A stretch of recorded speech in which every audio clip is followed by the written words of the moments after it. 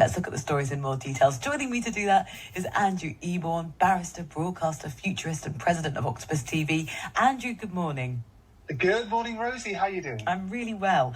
Front page of the Times, NatWest boss says sorry. Is it enough? Well, it's extraordinary, isn't it? And Nigel and indeed others have raised this particular concern, which does affect everybody. Your right to a bank account is your fundamental right to be able to operate in society. And basically everyone's entitled to obtain a standard bank account, but UK banks, like most businesses, can deny additional services for a number of reasons, from threats of violence to suspicion of financial crime. And they can also choose to close or refuse an account if they believe a customer poses a risk to their reputation. Now, all sorts of things have come out about Coutts sort of saying, well, you're no longer justified because you didn't satisfy our criteria about how much you actually invested with us and so on and so forth, which is basically talking about, I think you needed a million to basically be invested, or 3 million in savings, and apparently Nigel's mortgage had already been paid off, or various other reasons.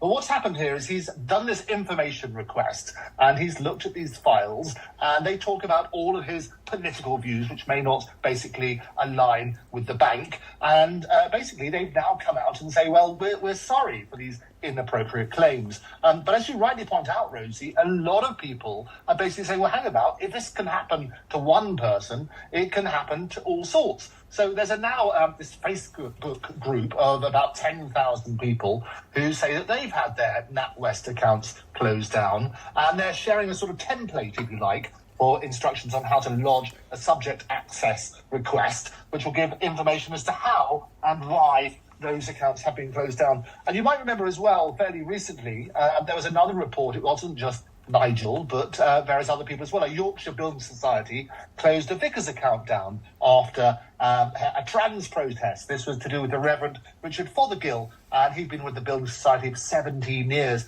So it raises all sorts of issues. We need protection in place because it has to be a fundamental right that we have access to banking. Yeah, the government are looking at this, saying, there's going to be new rules on closing accounts. We can't have this continue, that, for issues of the importance of protecting freedom of speech. Oh, no, absolutely. I think you cannot close accounts on the basis that people hold particular views. The banks will need protection, obviously, if there's something criminal involved. You have these politically people, they might be a particular risk, and this is what they sort of say on that sort of basis. And you need to make sure those protections are in place. But the fundamental right for people to hold views and for banks not to close accounts on that sort of basis has got to be right. Well, the story will keep on developing. Nigel Farage says it's always good to get an apology, but believes this one was sort of the boss of Coutts being strong-armed by the Treasury. Well, I'm sure this will develop. Front page of the Mail has got this photograph, and there's lots of reporting inside the Times, the Telegraph on this. It's the Just Stop Oil activists who yesterday, trying to demonstrate, came up against a group of people in orange T-shirts that looked like Just Stop Oil activists, but they were protesters saying, just stop P, and then some expletives, everybody off. Have they met their match? Well, this is what they love. I know very, very few people who support what Just Stop Oil are doing, their particular activities. They might believe in the cause, but the way that Just Stop Oil are going about it, they just want them just stop. Enough already.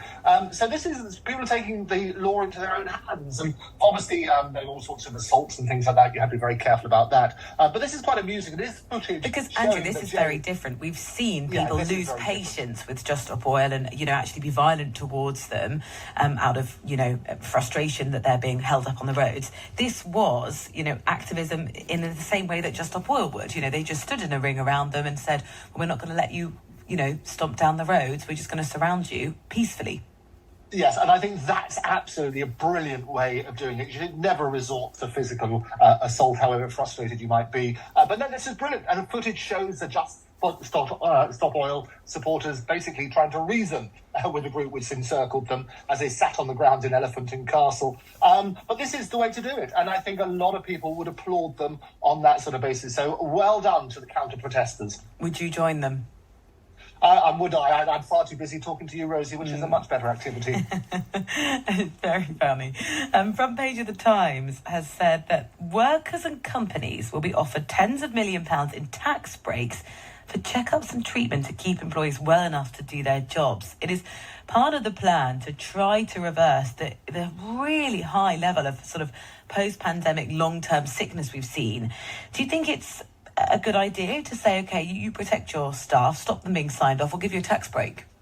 I absolutely believe that prevention is much better than cure. And I think there are, what are they saying, the statistics, about 2.5 million people are off with long-term sickness. And this obviously adds billions to the chronic vacancies and welfare spending. So I think whatever can be done to ensure there are tax breaks for checkups and treatment to keep people well enough to do their jobs has got to make sense. So I would absolutely implore and applaud people doing that. And basically, there's been an increase, I think, of about 400,000 people who have been long-term sick since COVID. And this obviously adds billions of pounds to the welfare bills. So I think it's a good move, and I think we should absolutely look at that. And it's Mel Stride, who the Work and Pensions Secretary, who says reducing this figure is a top priority for the government. And I think this is a good way of doing it. Yeah. What about the health service? Because we've seen consultants on strike yesterday and today. That's after a 5-day strike by junior doctors. Inside the Times here, it says senior doctors have been boasting they're financially better off due to strikes because they can charge the NHS a fortune in overtime rates for rescheduled appointments. Yes, and this is the problem. And it comes at the time when they're saying that 1 in 6 people will be stuck on NHS waiting lists if the doctor strike continue. And this is the other side of it. Senior doctors are basically, this particular report is saying that they're boasting that they're financially better off because they get these overtime payments. And they quote a number of people. Basically, they earn on average £127,228, and they're demanding a pay rise of 35%. And they quoted one particular doctor who said he was profiting from the strike because he's charging up to 4 times the usual rate to treat patients out of hours. I think all these stories are basically trying to force people. We need to come to some arrangement. There are far too many strikes. As a result of this, what's happening is there's an acceleration, if you like, in my favourite topics about artificial intelligence and how that might be able to introduce, it's not just about money, but about efficiencies and things like that. And I think the advance of technology to help with, certainly from the efficiency side, is very interesting. And it was a very interesting report by the study by the University of California in San Diego, who compared written replies from doctors to that generated by ChatGPT, and it said that ChatGPT was better than chatting to your GP because it was more empathetic and gave higher quality responses. So I think we need to look at this. Certainly these sort of stories about massive overtime rates and so on and so forth should hopefully accelerate those discussions. Front page of the Times, Andrew, it's got this absolutely, I mean, you just can't really believe this story. In Berlin, they've got helicopters, SWAT teams, wildlife hunters. They're all taking part in this extensive police search because a lioness has been spotted roaming around the suburbs and the outskirts of Berlin. I mean, the advice is literally, of course, stay at home, don't let your pets out. It sort of beggars belief. It does beg a belief. I love it. I mean, the juxtaposition, just as our Lionesses about to enter the Women's World Cup down there and ready to roar this weekend when they're going to be playing Haiti at the Brisbane Stadium in Australia. We have this extraordinary report which is hitting lots of the headlines. I'm amused you said that. When someone's sort of talking about Lionesses, my first instinct, of course, was that we're talking about the England footballers. And you just think, exactly. And indeed we are. The World Cup started down under. But no, this is a lioness at large on the outskirts of Berlin. And what's extraordinary, Rosie, is that basically none of the zoos or circuses have reported one of their lions missing. And I've seen the video. I imagine you have it out there on interweb.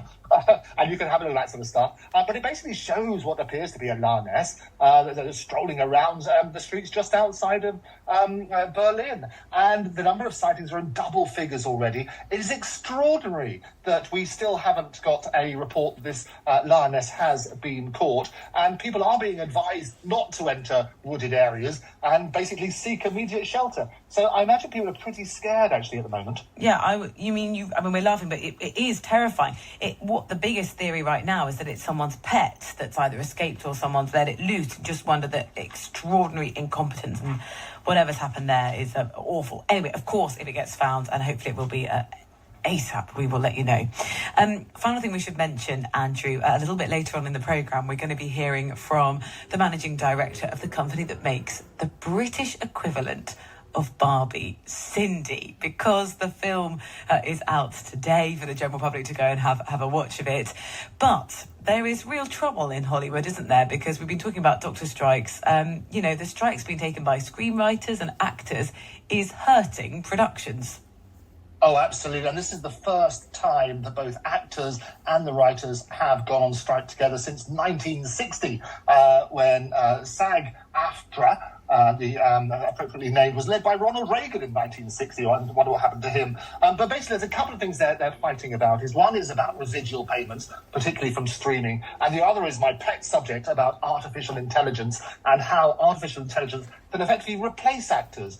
You can do one day's filming and they would have your name and image, likeness, your voice, and be able to replicate that forever in all sorts of movies. And they highlighted that particular example about background artists, where they're offering them exactly that. They were offering them one day's pay to basically get all of their rights and use that forever. Now, obviously, the discussions need to understand the technology. And as you know, I speak around the world on AI and the advantages that can be had, but also warn about the risks and the massive commercial opportunities that can be taken as a result. So the short answer is we need to understand the technology, make sure there's something commercial in place so that people can benefit from the licensing of their rights. And I'm going to be I'm hosting a thing for the Royal Television Society, talking to the great and good of the industry to try and help find a solution on that as well. Andrew, thank you so much. Andrew Eborn, barrister, broadcaster, president of Octopus TV. It's been a pleasure going through the papers with you.